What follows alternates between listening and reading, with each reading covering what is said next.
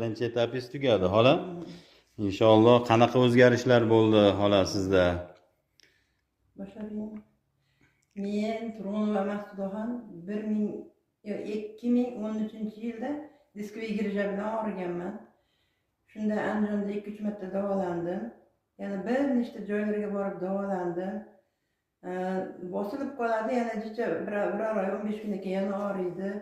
Keyin mana shu nima bu nomi? Nodira klinikamiz. Nodira klinikasidagi shu o'tkir beylarni eshitib keldim. Kelgan kunlarim engashgan holatda mana zo'r yetib kelgan edim. Xudoga shukr, bugun 5-kun mana tikka turib yaxshi yuribman mana. Mana, xolamiz, xudo xolasa, birinchi etapimizda ancha natijani sezdingiz, xudo xolasa. Endi haligi bizni bilmaganlar ko'pda, xola. Ukol dorilarni olib yotishibdi ular. Shularga endi nima deysiz endi, xola? Endi mana shu klinikaga kelgan odam adashmaydi ekan. Mana xudoga shukr. Aytibman, mana 12 yildan beri azob tortib yurdim. Mana endi hozir shu 5 kun ichida mana shunchalik tikka bo'lib, yaxshi yurib qoldim. Shu ukalarimga rahmat aytaman.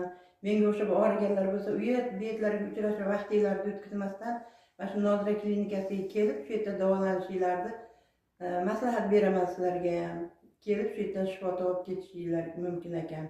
Alloh shifo bersin, xolasiga ham rahmat. Qo'li dard ko'rmasin, umrlari uzoq, rizqlari ulug' bo'lsin.